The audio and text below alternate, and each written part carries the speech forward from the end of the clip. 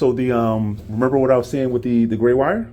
So the gray wire is coming down here. That's control, probably multiple branch boxes or coming from multiple units.